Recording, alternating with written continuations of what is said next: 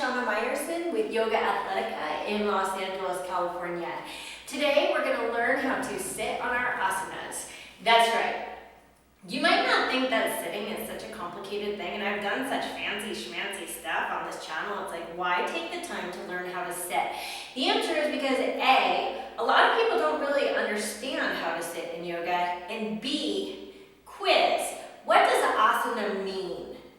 I mean, every single pose in yoga ends in the word asana. We've got like Bhujangasana, Adho Mukha Vrikshasana, that's handstand, we love that one. We've got Tadasana, we've got Aniyasana, Utkatasana, Uttanasana. It all ends in asana. And if I ask people what asana means, most people are gonna say pose.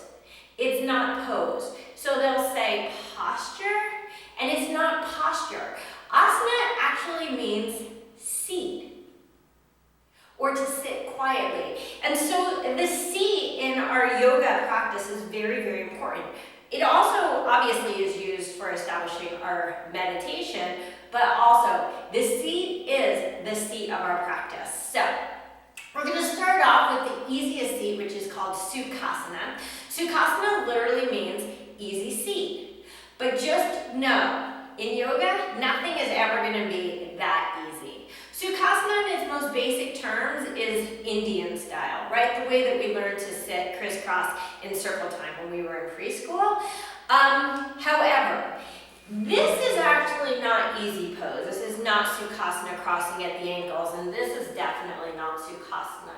So anytime that you're sitting in a pose that you might just sit in watching TV, it's probably not a yoga pose. Okay, so when we're doing Sukhasana, the key to this one, and the only thing that makes this one a little bit tricky, is that this is a crossed shins position. You should be crossing at the shins, and the feet ideally are actually wide of the knees. So it's way more comfortable, of course, to sit like this, which isn't really a crisscross. It's sort of like a pointy in front of each other thing. This is very common, or crossing at the ankles, where my leg just sort of rests on my other ankle. This is not Sukhasana either. So again, Sukhasana, you're actually going to cross at the calf. It's a little bit more, I said shin before, but calf. It's a little bit more of a legs forward position, and again, ideally the feet are wide of your knees. So let's pretend you can't do this. So there's a lot of men in particular who have very tight hips, and crisscrossing is very uncomfortable, and when they try it, they wind up something like this. Caveman over a fire. Okay, their knees are really high, their back is really round, and they just simply cannot sit up. To those folks, here's what I suggest. First thing, take a block. If not a block, a blanket, a small child, it doesn't really matter. Put it under your butt. And when you sit on the block, it will allow your knees to sort of drop down and make it a little bit easier, maybe a lot easier, hopefully, on the hip flexor, so it'll be easier to get this crisscross. Likewise, say you don't have a block, a blanket, or a small child, and you find yourself like you have to hold on so tightly to not roll backwards in this one. Try pressing yourself up against a wall. Get your tailbone to the wall and work on getting your shoulders to the wall. And just see if you can practice here. At first, it's fine. You might just be here. But start over time working on bringing those legs tighter and tighter. And you know the easiest way to practice this or any of the seated positions? Do it when you're watching TV, or when you're sitting at your laptop, or when you're whatevering that involves sitting, like whatever, sit in these poses. Is going to help just to passively open up the hips. Okay, once you got this, the second way of sitting is our Ardha Padmasana, which is half lotus seat. And in half lotus, now the bottom knee is going to get a lot more pointy. It's not going to be out like it is in Sukhasana. The foot will pretty much come back towards the thigh. And if you take your foot and grab from the bottom edge and sort of pull the bottom edge towards you, so your foot ideally is going to come all the way to your belly, and depending how big your belly is, that might be further or narrower to travel. And when I put my foot down, you see how like the sole of the foot is basically facing up, and the knee is pointing down. Now this knee isn't going to necessarily hit the floor because, well, I got a foot under there that's propping it up to an extent. But again, we want this foot to be upside down. The heel is to your belly, and it's dirty.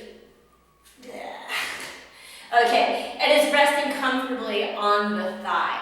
So the mistake I see in half lotus all the time is that people sort of dig their foot into the knee there, and this is not half lotus, okay? So again, half lotus, when you do it, grab the outer edge of the foot, because when I pull straight in, it's going to pull in with the foot facing this way, which is going to cause the knee to rise. But if I grab from the bottom edge and I pull it towards me, I can turn that foot upside down to get into my half lotus, my Ardha Padmasana.